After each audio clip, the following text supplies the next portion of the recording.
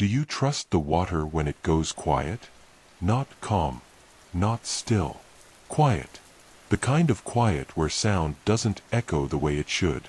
Where your own breathing feels too loud, like you're intruding on something that was already there before you arrived. Most people think lakes are honest. You can see the surface. You can chart the depth. You can mark the hazards on a map and tell yourself that as long as you follow the rules, you'll come back. That belief works, until the rules start existing for reasons no one explains. If you've never been alone on open water after dark, with no shoreline lights and no wind, you probably still think safety is something you earn by doing things right. Out there, safety is something you borrow. And sometimes, it wants it back. My name is Thomas Hale. I am a Supervisory Park Ranger with the National Park Service, assigned to Voyageurs National Park in northern Minnesota. Law Enforcement Commissioned. Water Operations Lead. 21 years in service, 16 of them on these lakes. I work in places where rules exist not to prevent accidents, but to contain something that preys on human behavior. Voyageurs is not wilderness the way people imagine it. It's not trails and overlooks and clear lines. It's water. Endless water. Over 50% of the park is lake and river, Kabetogama, Rainy, Namakan, stitched together with channels, islands, and submerged rock that shifts with the seasons. In summer, it's busy. Boats everywhere. Canoes. Houseboats. Fishing rigs running until midnight. People think water means openness. They're wrong. Water isolates faster than forest ever could. Sound travels too far. Light reflects wrong. Distance lies. And once you lose sight of shore, there is no up or down, only direction, and direction is fragile. The rules we use out here are not written down. They don't come from policy manuals or safety briefings. They come from recoveries that didn't end with survivors. Rule 1. We do not approach an unmanned boat after dark. Rule 2. We do not board vessels that return without their crew. Rule 3. We do not answer marine radios that use our names unless dispatch confirms the call first. Those rules existed before I ever wore this badge. I didn't understand why until 2011. That was the year Ranger Michael Leduc disappeared on Rainy Lake. August 22nd. Clear skies. Calm water. No storm warnings. No mechanical issues. Michael had 14 years on the water. Grew up boating. Knew these channels better than most of the maps. He broke Rule 2. A 30-foot fishing boat drifted back into the Kettle Falls Channel just after sunset. Engine idling. Navigation lights on. No one aboard. Michael said it didn't feel right to leave it drifting. Said there could be someone hurt below deck. He boarded alone. The last thing he said over the radio was my name. Once. Calm. Like he was standing 10 feet away from me instead of half a mile out on open water. We found the boat at dawn. Anchor deployed. Lines neatly coiled. Cabin empty. Michael's life jacket was folded on the helm seat. No sign of a struggle. No blood. No indication anyone else had ever been there. His body was never recovered. The official report says, presumed drowning.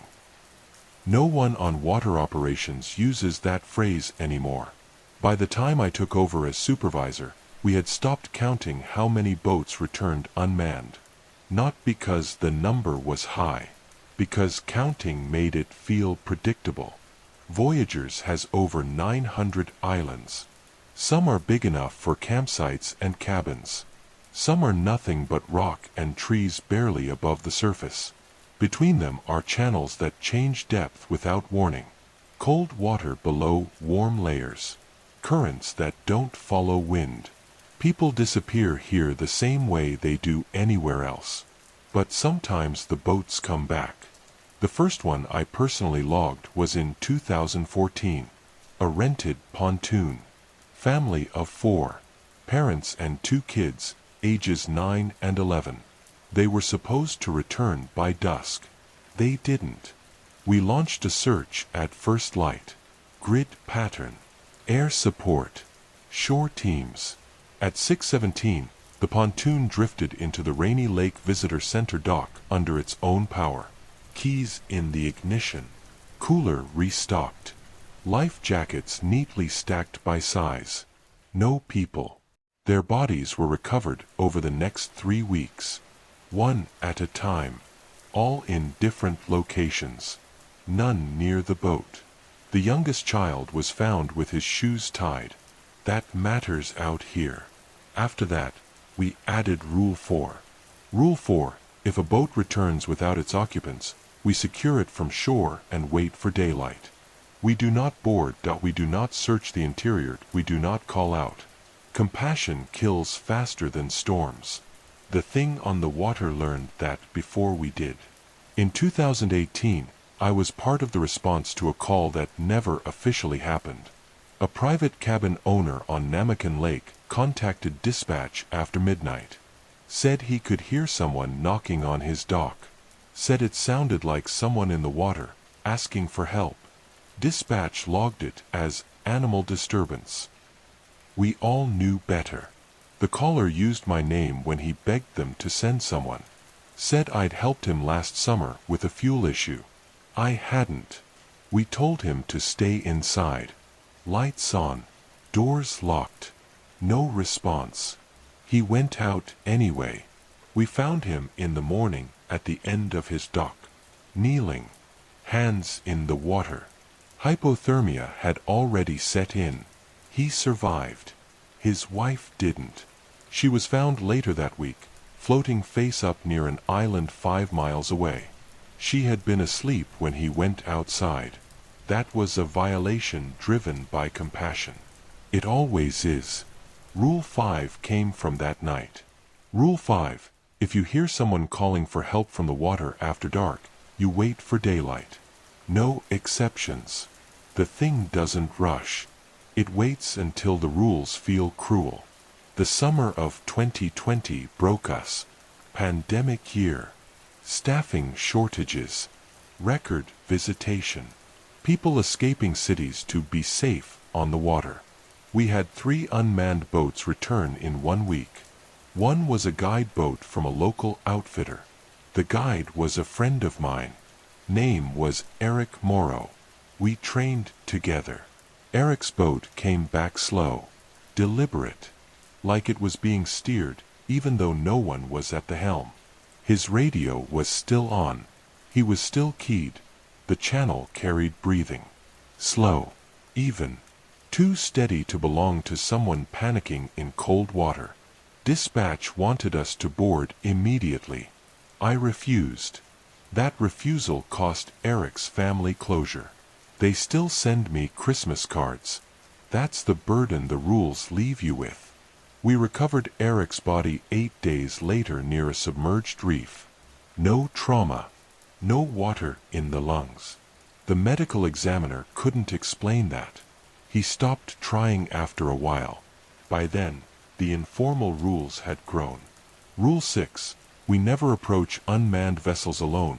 Rule 7. We never say a name back to the water. Rule 8. If the water answers, you cut the engine. That last one is incomplete. We didn't realize it at the time. In 2021, my brother-in-law, Daniel Kraus, visited the park with his son. My nephew, Aaron, 12 years old. Family visits are discouraged for staff. Not officially. Quietly. I broke that guideline. They rented a small fishing boat. Daylight only. Short route. Calm weather. They were overdue by an hour. I told myself not to panic. Boats get delayed. Fish bite late. Then the boat came back. Engine off. Drifting. Aaron's baseball cap was on the bow. Daniel's phone was on the seat, unlocked, with a message half-typed to my sister. Tom, something's wrong. Aaron says. That's where it stopped. I broke Rule 4. I boarded. I called their names. The water answered with Aaron's voice from underneath the hull. Not crying. Not scared. Annoyed. Like I'd interrupted him.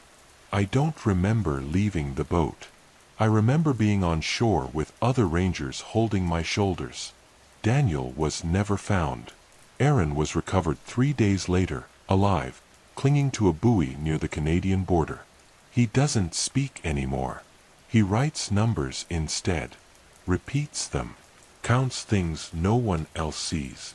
That was the violation driven by love. The consequence never leaves. After that, the service changed how incidents were classified. Mechanical drift. Weather-related confusion. Delayed response factors. We stopped using the word unmanned in reports. We started saying temporarily unoccupied. Language is containment too. The thing on the water learned something from me that summer. It learned I would break every rule for family. And it learned names work better than screams. By 2022, enforcement had shifted from prevention to appearance. We put out more signage, issued more brochures, increased daylight patrols. At night, we did less. Not officially. Practically. That's when the boats started returning in groups. 2. Sometimes 3. Drifting together. Bumping gently like they were tied. We didn't count anymore. Counting made it feel organized. One night in September, a ranger trainee named Lucas boarded one anyway. He thought the rules were superstition. He thought proximity mattered more than restraint. The boat locked its cabin door behind him. We heard him breathing on the radio for 6 minutes. Then the water said my name. That was the first time it used a name that wasn't present. That's when I understood this wasn't about drowning. It was about learning who would come when called. And why. We still patrol Voyageurs. We still rescue people. We still save lives. But we no longer believe the water is neutral. We believe it listens. And we believe it keeps what is offered. I'm telling you this because the boats are still coming back. Because the rules are being softened. Because someone new will hear a voice and decide compassion matters more than protocol. And because I survived something others didn't. That means the water hasn't finished with me yet. By the end of that summer, we stopped using the word return when we talked about boats. We said arrive instead. Because return implies origin. Intent. A round trip. What was happening on the lakes felt more like delivery. Voyageurs has no true shoreline the way people expect. The land fractures into peninsulas, islands, coves that fold in on themselves. You can be within 100 yards of solid ground and still be unreachable if the wind turns or the channel narrows the wrong way. That matters, because the thing on the water doesn't move fast. It doesn't chase. It waits where movement becomes choice. After my nephew was found, alive but emptied of something I still can't name, I took mandatory leave. 30 days. Counseling. Fitness for duty evaluations. No one asked me what I heard under that hull. They never do. Knowledge doesn't get passed upward. It passes sideways. Quietly. Between people who've already lost something. When I came back, 2 things had changed. First, the informal rules had multiplied. Some were half-formed. Some contradicted each other. Second, the water operations team wouldn't look me in the eye. That's when you know you're marked. Rule 9 came from a recovery I wasn't allowed to lead. July 2022. A group of college students rented 3 canoes for a multi-day loop. Weather turned on the second night. Wind. Cold rain. Nothing extreme, but enough to make paddling miserable. They were supposed to pull into a designated campsite by dusk. Only 2 canoes made it. The third was found the next morning, upright, drifting slowly along a channel that doesn't exist on most maps anymore. No paddles. No packs. just a handwritten note wedged under the seat. It read, "We followed the lights." 4 names. 1 crossed out. That canoe was towed to shore and left untouched for 6 hours. Rule 9. If something invites you to follow, you stop moving. I wasn't there when the 4th body was recovered. I heard about it over coffee, from a ranger who hadn't slept in 2 days. He told me the crossed-out name was the one they found last. That detail never made it into the report. In August, we had our first internal disagreement that nearly turned physical. An unmanned houseboat drifted into the Cabo Togama Narrows just before dawn. Big one. 38 feet. Rental out of International Falls. Engine running. Autopilot engaged. Docking fenders deployed. Everything about it was prepared. Dispatch wanted us to board immediately. Potential hazards. Fuel issues. Collision risk. I said no. Another supervisor said yes. That argument happened in front of a trainee named Sarah Lindholm, 23, former EMT, calm under pressure. She sided with the other supervisor. Said we couldn't leave a hazard unattended. That's duty conflict. Pure and simple. We compromised. 2 boats. 4 rangers. Daylight only. We boarded together. Inside, the houseboat was immaculate. Beds made. Food prepped. Phones charging. On the galley table were 6 mugs of coffee. Still warm. 6 names written in marker on the window above the sink. Not scratched. Not carved. Written carefully. Sarah said her name out loud before I could stop her. That broke Rule 7. The radio crackled immediately. Her voice came through my headset, asking for help. She was standing 3 feet away from me. We got her off the boat in under 30 seconds. She collapsed on the dock and started vomiting lake water. She survived. She transferred out of water ops a week later. She won't go near open water now. Rule 10 followed that incident. Rule 10. If you see your name written somewhere it shouldn't be, you do not acknowledge it. That rule is incomplete. We didn't know that yet. By fall, we started noticing patterns in how the boats arrived. They favored narrow channels. Bottlenecks. Places where current and wind fight each other. Places where engines stall if you don't know the trick. The thing wasn't choosing randomly. It was selecting environments that forced decision-making. That's when I started reviewing old case files. Going back decades. Disappearances that didn't quite fit. Boats recovered in good condition. Crews missing. No storms. No mechanical failure. Some of the reports used older language. Water anomaly. Acoustic confusion. One handwritten note from the 1970s mentioned the listener. Different name. Same behavior. That's when the mythic layer started to bleed through. This thing isn't bound to Voyagers. It just likes places where humans believe water is passive. In October, we had our first confirmed instance of mimicry using technology beyond radio. A satellite phone call came into dispatch from the middle of Rainy Lake. Emergency channel. Clean signal. The caller identified himself as Ranger Mark Delaney. Mark had died in 2015. Boat accident. Or so the report said. The voice on the call knew his badge number. Dispatch froze. They looked at me. I told them to end the call. The line stayed open for 12 seconds after they disconnected. Breathing. Then a child's laugh. Rule 11 formed on the spot. Rule 11. Dead names are not to be spoken over open channels. That rule saved someone later. I don't know who. The emotional toll didn't come all at once. It leaked. Slow erosion. Sleep got shorter. Conversations got clipped. Jokes stopped landing. You start measuring days by how many rules you didn't have to break. My sister stopped calling. Aaron went into a residential program. Specialized. They don't tell me where. I'm not allowed to visit. That's another cost. Family members don't disappear cleanly. They fragment. In November, the lakes started freezing. People think ice brings certainty. It doesn't.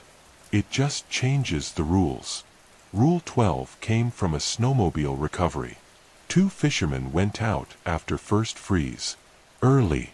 Risky. But legal. Their sled was found on the ice near an island called Blueberry Rock. Engine cold.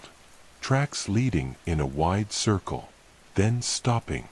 We approached on foot. Ropes. Spikes. Full safety. As we got closer, we heard knocking from beneath the ice. Slow. Even. Deliberate. 1 knock per second. That's not how trapped people signal. That's how someone paces. We backed away. Search was called off until daylight.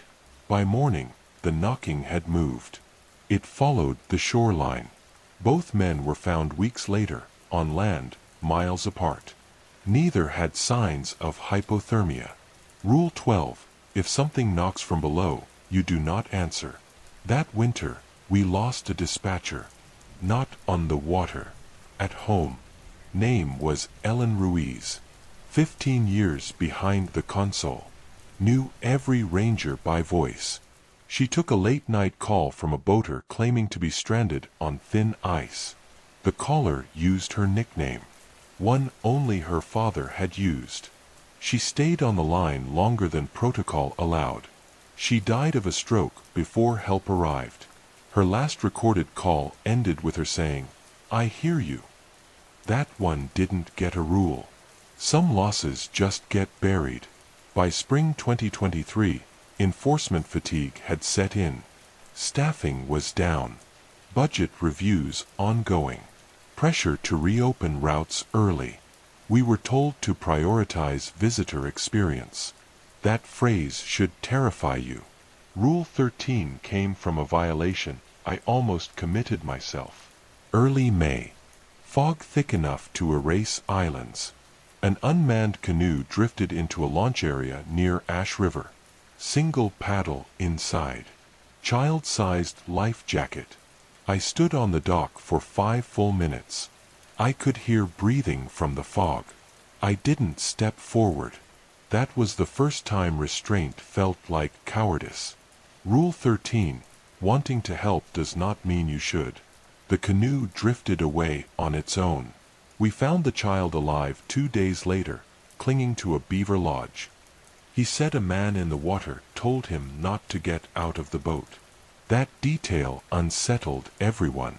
The thing doesn't always lure toward itself. Sometimes it teaches survival. That's when I realized the rules weren't just for us. They were for it too. Limits. Boundaries it tests. The second major set piece came in June. Holiday weekend. Heavy traffic. Storm rolling in fast. A tour boat lost power near a choke point known as the Fingers. 32 passengers. Wind pushing them toward rocks. Real danger. We launched immediately. As we approached, the tour captain radioed that someone had fallen overboard. A woman.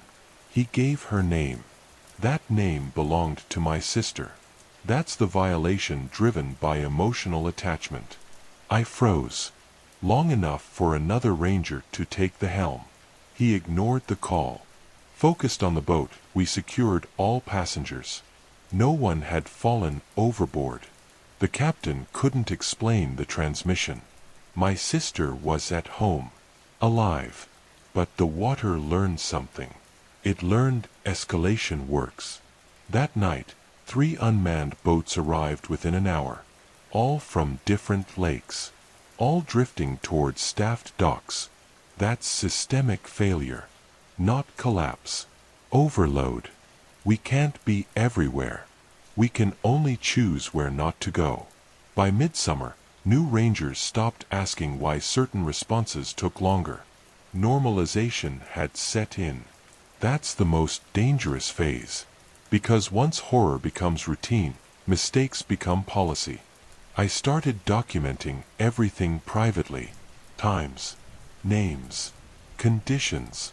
Not officially. Because official records don't keep patterns. They keep incidents. The thing thrives in the gap between those two concepts. I don't know what it wants long-term. I know what it wants short-term. Names, attention, permission disguised as duty. And I know one more thing. It cannot cross solid ground unless invited. That's the limitation we finally identified. Water is its domain. Transitions are its leverage. Which means docks matter. Shorelines matter. Boats returning unmanned are not accidents. They are requests. And every time we secure one without boarding, we deny it something. That denial has consequences. For us. For the people who go missing anyway. For the ones who come back wrong. I'm still here. That doesn't mean I'm winning. It means I'm still useful. And the water knows it. By the time July settled in, the lakes stopped feeling like geography and started feeling like schedules. Arrival windows. Drift patterns. Times when the water was more receptive. You can sense it if you spend enough hours out there.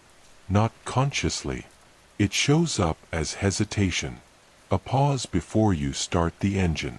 A feeling that if you wait 10 more seconds, something will line up the way it wants. That's when I knew we were past prevention. We were into negotiation.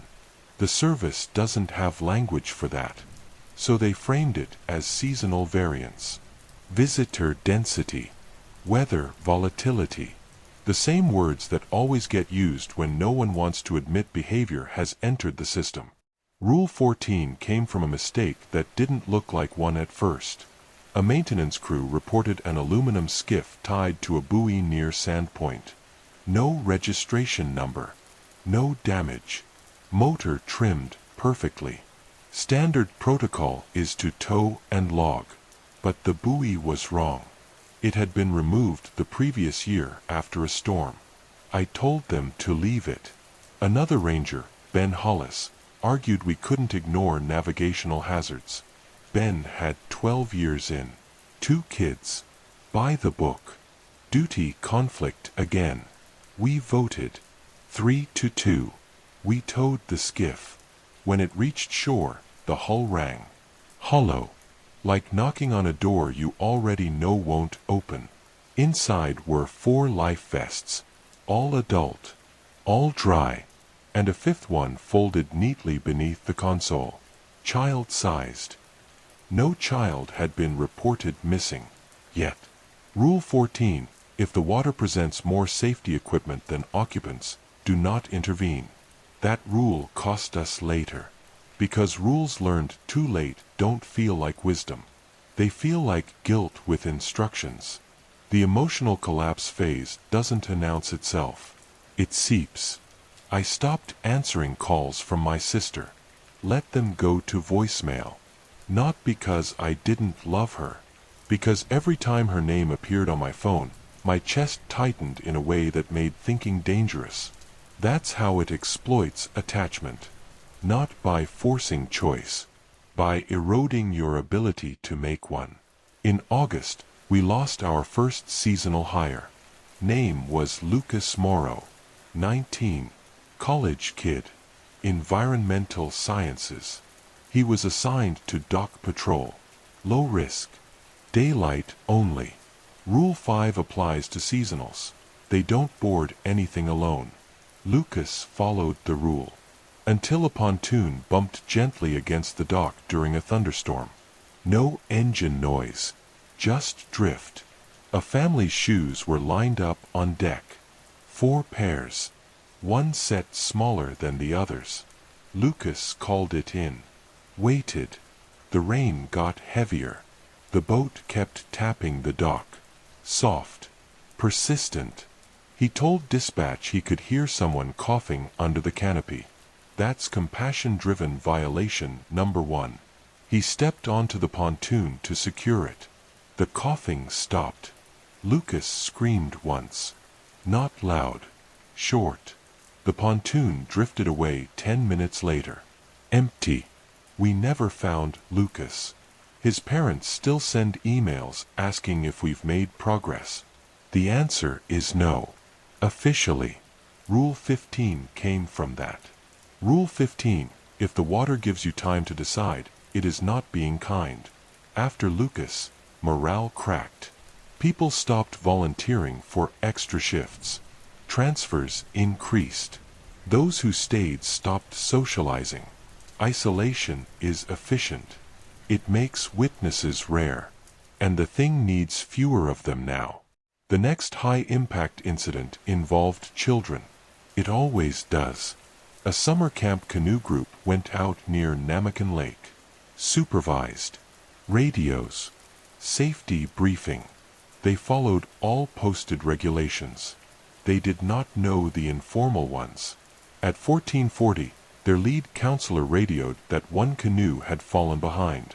No panic. No distress. They slowed. That's when the second counselor heard singing. A lullaby. The one her mother used to hum. She told herself that was coincidence. She paddled toward it. That's violation number 2, driven by emotional memory. By the time the rest of the group reached her canoe, it was empty. Still upright. Still drifting. The children watched. That's the part no report includes. Witnesses who are too young to understand what they're witnessing still count. The missing counselor's body was recovered 2 weeks later in Ontario waters. Jurisdictional complexity delayed response. Rule 16. The water respects borders less than we do. That case triggered the first formal review. Not of the phenomenon. Of our response times. They brought in consultants. People with clipboards. They asked why retrieval operations were sometimes delayed when assets were available. I said nothing. Silence is its own rule, because the moment you name the pattern, you make it portable. That night, I dreamed of docks extending endlessly. Everyone occupied. Everyone waiting. I woke up with the sound of ropes creaking in my ears. The system responded the way systems always do. They standardized. New checklists. New call scripts. They added redundancy. But they never asked the one question that mattered. Why unmanned boats favored staffed locations. That's when the thing adapted. It stopped sending boats to us. Instead, it sent them to private docks, cottages, cabins, places where compassion overrides protocol. We started getting calls from civilians. My neighbor's boat came back without him. We found a kayak tied to our dock. We heard someone calling for help from the water. We couldn't respond to all of them, and when we did, we were always late. Rule 17 shifted shape. Originally, it was about leadership. Now it became this. Rule 17. When response becomes optional, the threat has already spread. My sister called me one night at 2 a.m. I answered. That was a mistake. She asked if I'd heard about the missing fisherman near Crane Lake. I hadn't. She said his name. I dropped the phone, because I had. Written on a dock cleat 3 days earlier. Scratched shallow. Almost polite. I didn't tell her. Some truths are corrosive. The thing escalated again in September. We received a call from Border Patrol. Yes, Border Patrol, about a boat recovered downstream on Rainy River. No occupants. The boat wasn't from Voyageurs. It was from Voyageurs National Park. Different watershed. Different state. Same behavior. That confirmed geographic spread. Fragmented. Untracked. But deliberate. Rule 18 emerged from that realization. Rule 18, this is not a local problem. Treat it like one anyway, because if you don't, you paralyze yourself with scale. The emotional devastation peaked for me personally when Aaron was released from the program. He came home thinner, quieter. He wouldn't go near water, wouldn't shower unless the drain was covered. He asked me once if the lake still knew his name. I lied. That violation didn't save anyone. It just let me sleep for a night. In October, the system failed visibly. A guided fishing tournament went forward despite our objections. Permits issued. Economic pressure. 47 boats on the water at once. That's more than we can monitor. A storm hit at noon. Sudden. Violent. Whitecaps. We launched every asset. What we couldn't do was track them all. By the time the storm passed, 6 boats were missing. 4 returned unmanned over the next 3 days. 2 never returned. One of the returned boats had a GoPro still recording. We watched the footage. Not officially. It showed the angler standing at the bow, laughing. Then listening. Then leaning over the water as if answering a question. He said his name. Once. That was enough. We stopped the footage there. Rule 19 came from that. Rule 19, the thing does not need you to jump. It needs you to lean. The aftermath was brutal. Families, media, inquiries. We were instructed to emphasize weather unpredictability, human error. No mention of patterns. No mention of names. That's institutional minimization in action. And it works. Until it doesn't. Winter came early. Ice formed unevenly. People misjudged thickness. Calls spiked. We responded less. Not because we didn't care. Because we couldn't tell which calls were real anymore. That's the harm of adaptive threats. They blur the line until compassion becomes dangerous. The final incident of the season involved my sister. She went missing in November. Her car was found at a public access point. Keys inside. Phone on the dash. No signs of struggle. She loved the water. She'd grown up on it. She knew the rules. But she didn't know all of them. I wasn't on duty. I went anyway. That's violation number 3. Driven by belief it was someone I loved. Permanent consequences followed.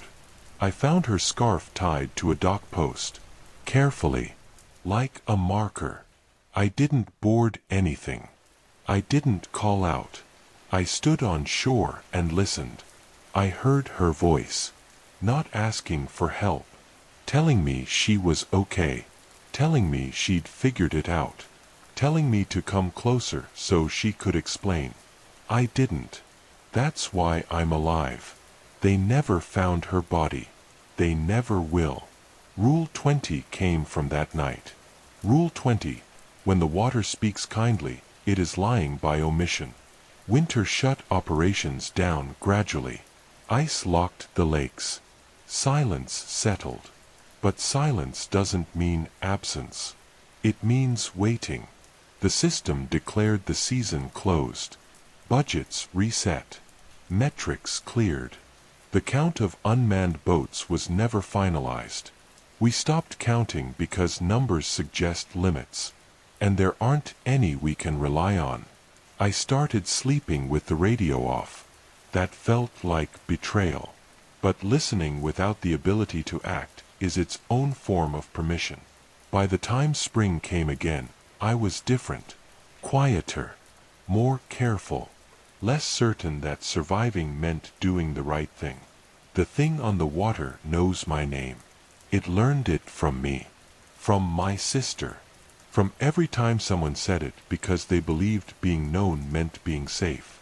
Part of me believes that's why it hasn't taken me. Yet. It doesn't want me gone. It wants me useful. And as long as I remember the rules, I am. For now. Spring returned without ceremony. Ice broke unevenly, loud in some channels, silent in others. The kind of thaw that looks normal until you realize certain coves clear first every year, regardless of temperature. Patterns like that don't belong to weather. They belong to habit. I came back on limited duty. Desk work. Training oversight.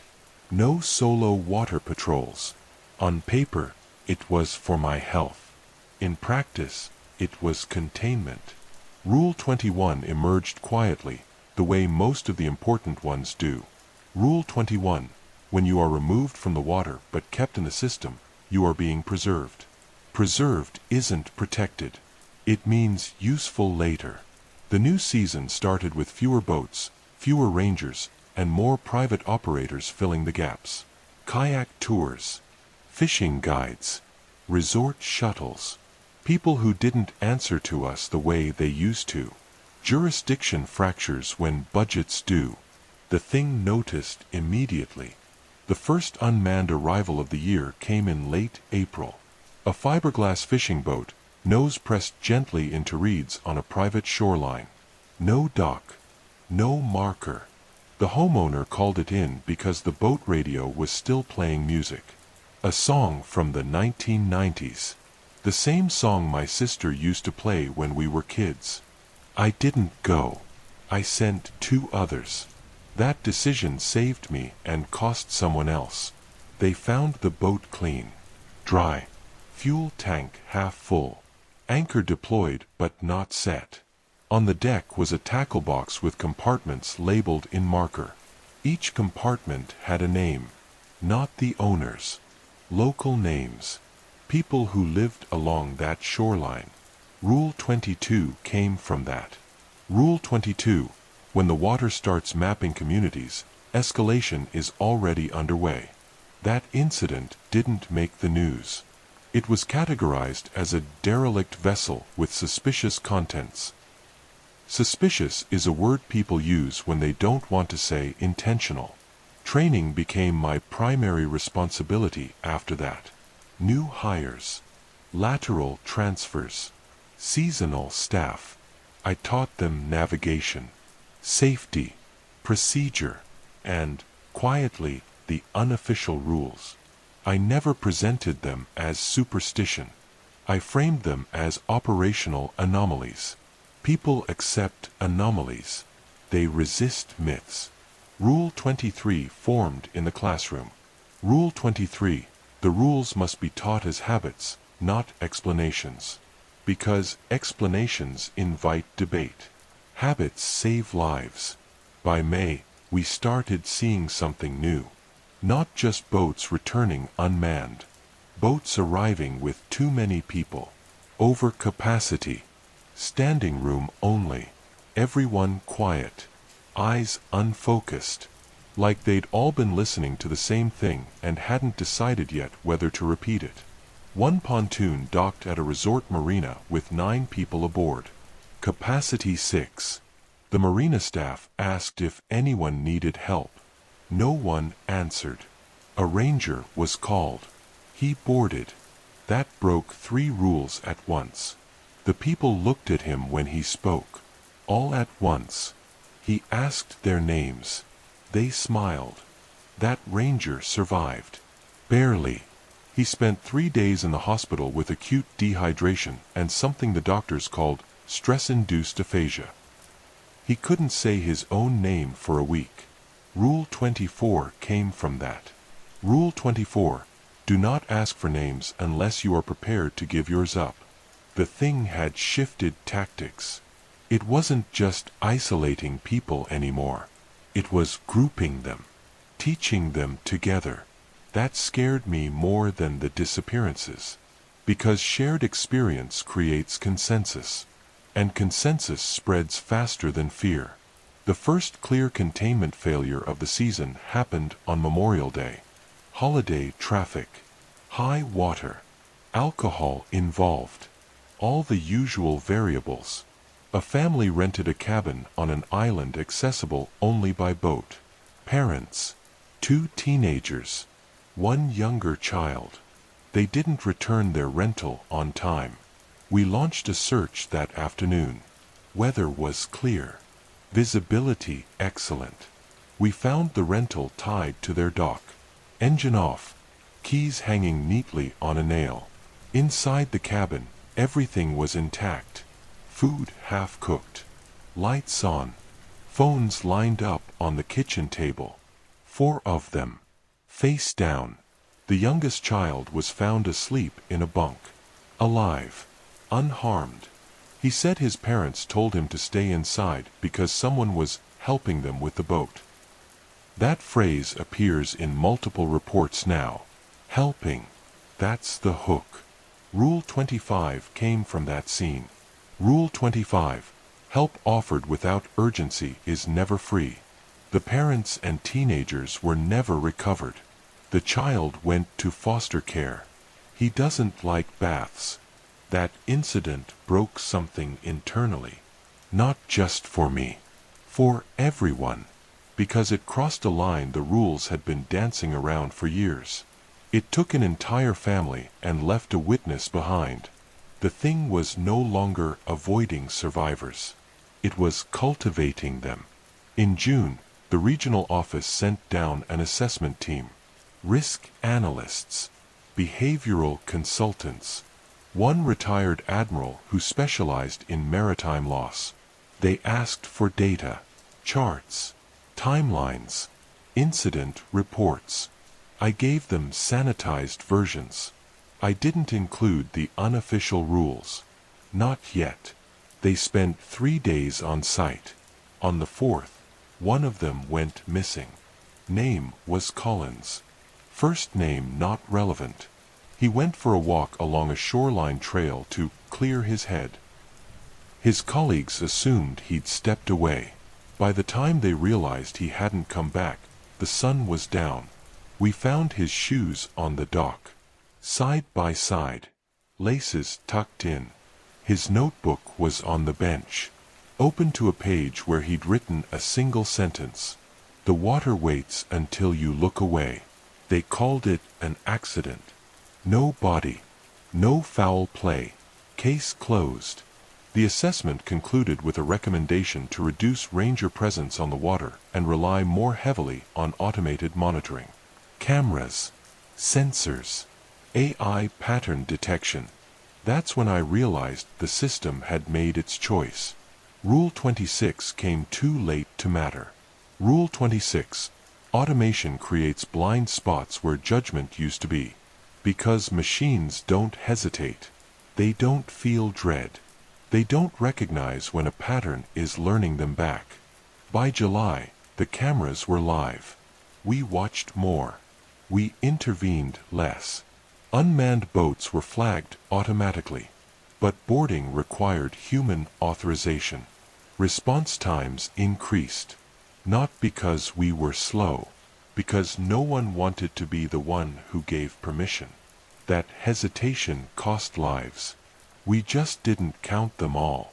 The second major set piece of the season unfolded during a night rescue that should have been routine. A kayaker flipped near a rocky shoreline. Solo. No PFD. Emergency call came in from a passerby. Real distress.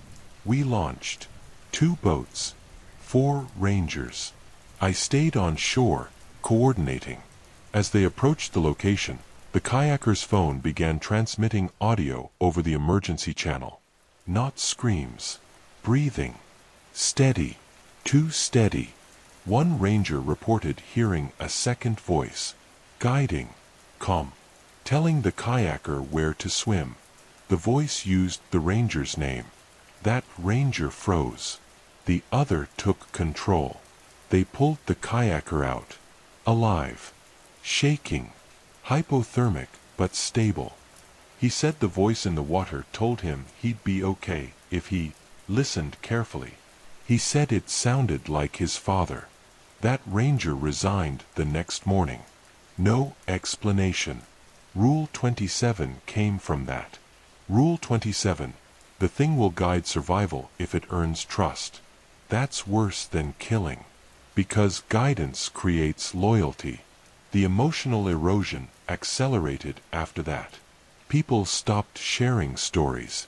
They didn't want to contribute to the pattern. Silence became the default. I broke that silence once. I called my sister's number. I didn't expect an answer. I just needed to hear voicemail. It rang. Someone picked up. I hung up immediately. I didn't sleep for 2 days. Rule 28 came from that moment. Rule 28: if the dead answer, you have already been noticed. In August, the boats started arriving at night. Not drifting. Motoring slowly. Perfect speed. Docking without contact. Engines shutting off on their own. That requires knowledge, practice, intent. We watched one arrival on camera from 3 angles. No one visible at the helm. The wheel turned anyway. That footage was archived. Restricted access. I was told not to review it again. That's how containment looks at the administrative level. Restriction, not resolution. A young ranger named Eli broke down during a briefing. He asked why we were still responding at all if the outcomes were the same. No one answered him. Because the answer is unacceptable. We respond because not responding is permission. Even when responding costs us. That's the paradox the thing feeds on. In September, we lost another child. Different circumstances. Similar pattern. A boy disappeared from a dock while his parents were unloading groceries. They turned away for less than a minute. They heard him laugh. Then splash. They jumped in after him. Neither parent came back up. The boy's life jacket floated back on its own. The child was found the next day on an island beach. Alive. Uninjured. He said a man in the water told him to wait. That man had his grandfather's face. Rule 29 formed from that. Rule 29. The thing will spare children when it needs time. Time for what is the question no one wants to ask. The system responded by closing certain docks, posting warnings, adding signage. It didn't help. Signs assume people read. Fear doesn't. By October, I understood the shape of what we were dealing with more clearly than I ever wanted to. This wasn't predation in the traditional sense. It was recruitment, selection. The water wasn't hungry. It was patient. It was building something. And every rule we enforced was a test. Not of it. Of us. The final incident of the season involved a ferry. Seasonal route. Short crossing. Heavy use. We received a mayday call mid-crossing. Engine failure. Rough water. I listened as the captain reported hearing someone calling passengers by name. One by one. Over the PA. That system isn't connected to the water. It can't be overridden remotely. We reached the ferry in time. All passengers accounted for. The captain was missing. The PA system was still on, playing recorded announcements. In his voice. Rule 30 came from that. Rule 30. When infrastructure speaks, the threat has learned the system. Winter came early again. Operations scaled down. The lakes froze. The water went quiet. But quiet doesn't mean dormant. It means consolidating. I was offered a transfer. Desk job. Regional office. Far from water. I declined. That surprised them. It surprised me too. But someone has to remember. Someone has to keep the rules alive when the system wants to forget. The thing knows that. It hasn't called my name again. Not directly. It doesn't need to. It knows where I am. And it knows I'm still listening. The ice didn't end the season. It just slowed the conversation. When water freezes at Voyageurs, it doesn't become solid. It becomes layered. Snow traps air. Pressure cracks form without warning. Sound carries through it in ways that make direction meaningless. People think winter quiets the lakes. It doesn't. It changes how the thing listens. I stayed on staff through the winter by request. Not patrol. Not command. Documentation. That was the word they used. They wanted timelines cleaned up. Incident chains aligned. Language standardized. They wanted the story reduced to weather and probability. Rule 31 emerged during that process. Rule 31: when language is smoothed, danger sharpens elsewhere. I spent most days alone in a small office overlooking a frozen inlet. I could see snowmobile tracks crossing paths that summer boats favored. The same choke points. The same angles. Habits persist across states. The first winter incident happened in January.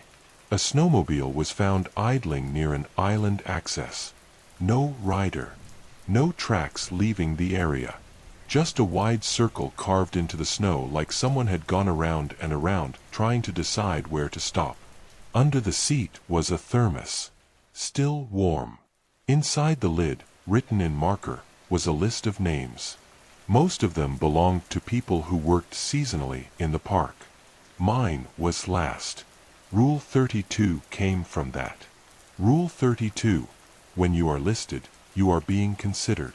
I reported it. It disappeared from the log within 48 hours. That's not deletion. That's reclassification. February brought a controlled burn on the mainland. Routine. Necessary. Fire changes how sound travels over ice. A crew reported hearing voices coming from the lake's surface. Not echoes. Conversations. Multiple. They shut down operations early. That decision prevented a larger incident. No one thanked them. Rule 33 came from that. Rule 33: choosing caution will always look like overreaction until it doesn't. By March, the system was preparing for spring. Permit reviews. Staffing projections. Vendor contracts. They determine who the thing engages next. Who is worth the effort. Who is still paying attention. The water doesn't need everyone. It needs enough. Enough witnesses. Enough participants. Enough people who hesitate. By September, I was tired in a way sleep doesn't touch. Not afraid. Resolved. That's worse. Because resolution feels like acceptance if you're not careful. I started preparing for what comes after me. Training notes rewritten. Rules framed as habits. Stories stripped of drama. Because the next generation won't listen to fear. They'll listen to procedure. And the thing will listen to them. It always does. By September, the lakes looked calm again. That's how it always presents itself before escalation finishes. People confuse stillness with recovery. They think absence of incident means correction. They think behavior normalizes when pressure drops. What actually happens is refinement. The thing had learned which actions provoked response and which ones didn't. It had learned how long to wait before someone broke pattern on their own. It had learned how to let the system exhaust itself without appearing hostile. It didn't need to rush anymore. I was reassigned fully to documentation at the end of the season. No patrols. No launches. No night monitoring. My authority was reduced to memory and paper. That was intentional. Rule 43 became obvious the moment my badge access changed. Rule 43: when you are removed from the field, your value has shifted from prevention to plausibility. I was useful as long as I could explain things away. I was dangerous once I started connecting them. The official explanation for the unmanned boats stabilized around operator error compounded by environmental complexity. It was clean, flexible. It allowed for individual tragedy without systemic fault. It also allowed for repetition. I kept writing anyway. Dates, conditions, names, especially names, because that's what the thing never forgot. The last confirmed human recovery before freeze-up happened in early October. A teenage boy, local, grew up on the lakes, confident, familiar. He disappeared during an afternoon solo paddle. His canoe returned before dark. Empty. We found him the next morning on shore, miles away, barefoot, dehydrated, sitting upright against a rock. He was alive. Barely. He didn't remember leaving the canoe. He didn't remember the night. But he remembered a rule he'd never been taught. He told the EMT that he stayed quiet because it didn't like questions. That sentence never appeared in any report. Rule 44 came from that. Rule 44. Some people survive because they already know how not to engage. No one asked how he learned it. By mid-October, winter planning meetings started. The lakes would freeze soon. Boat traffic would stop. Snowmobile corridors would open. Everyone acted relieved. I wasn't. The thing doesn't care what shape water takes. It cares how humans move across it. Ice creates straight lines, predictable routes, fixed elevation. It removes drift, and with it, uncertainty. That makes people bolder. That makes them faster. That makes them alone. The first ice incident occurred before the official freeze declaration. A fisherman walked out farther than recommended. Ice thickness borderline. He called dispatch when he heard someone walking behind him. Footsteps matching his pace. He stopped. They stopped. He turned. No one there. He kept going. The line disconnected after he said, "They know my name." Search recovered his sled, his auger, his boots. No body. Rule 45 came from that. Rule 45.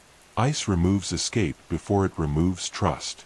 By November, I was no longer included in briefings. Not excluded. Simply forgotten. That's how systems transition. Not by confrontation. By silence. I stayed anyway. Unofficially. Listening. Waiting. Writing. The final set piece didn't announce itself. It never does. It happened during a routine inventory audit.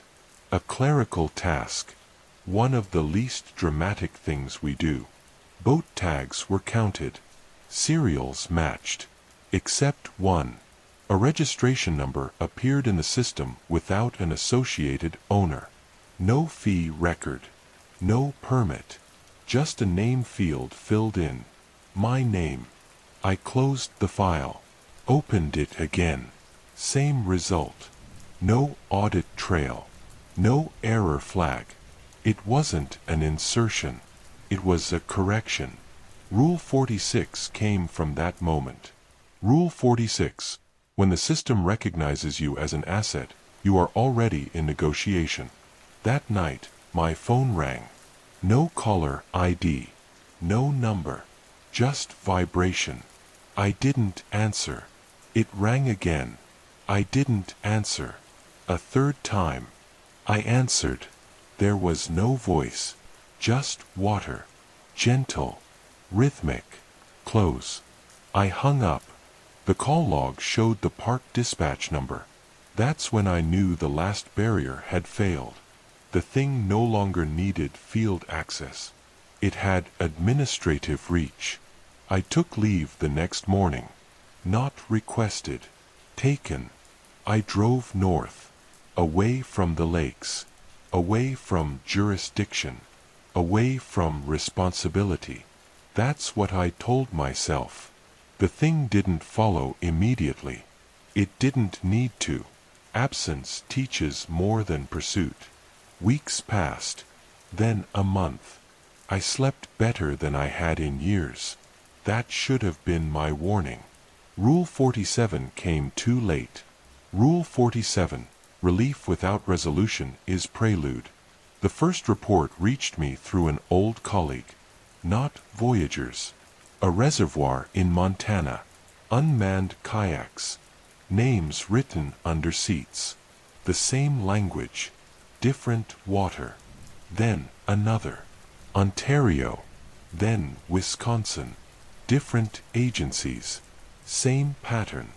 I was no longer a ranger, but I was still a witness. And witnesses propagate memory. That's when I understood what the thing actually was. Not a creature. Not a god. A process. An intelligence that emerges where humans enforce order over fluid systems and mistake compliance for control. It doesn't hunt. It waits. It doesn't kill. It convinces. It doesn't cross boundaries. It lets us erase them. I started getting emails from people who had read my reports before they disappeared. Unofficial copies. Notes forwarded quietly. They asked what to do. I told them the only truth that remained. You can't stop it. You can only decide how much of yourself you give it before you step away. Most didn't like that answer. They wanted a fix. A tactic. A rule that worked every time. I couldn't give them one, because the last rule is the hardest to accept. Rule 48. There is no rule that guarantees survival. Winter came fully. The lakes froze solid. Snow covered everything. Incidents dropped. Not to zero, but low enough to call it seasonal variation. Budgets stabilized. Attention shifted. The thing didn't disappear. It simply entered dormancy, like it always does, waiting for spring. I'm telling you this now because the patterns are repeating. Not just at Voyageurs. Everywhere people build systems around wilderness and assume intelligence stops at the human edge. It doesn't. It learns. It adapts. It uses our procedures as pathways, our compassion as leverage, our duty as permission. If you work anywhere with jurisdiction over water, land, infrastructure, or movement, listen carefully. These are the rules that remain when everything else fails. Do not assume unmanned return means death or safety. Do not speak names aloud in uncontrolled environments. Do not follow voices that offer calm. Do not trust systems that prioritize efficiency over presence. Do not confuse silence with absence. Do not believe that stepping away absolves responsibility. And if you ever see something return without its operator, understand this. Came back because it was allowed to. I survived because I stopped participating. Others won't. Because someone always believes they can manage one more exception, one more delay, one more response driven by compassion instead of restraint. That's how it spreads. Not through fear. Through professionalism. Through people who want to do their jobs well. The water is patient. It will wait for you. It already knows how. And if you're hearing this after a long day, after a shift where everything seemed normal, remember this one thing. Normal is how it gets close. And once it does, it won't need to chase you. You'll walk out on your own.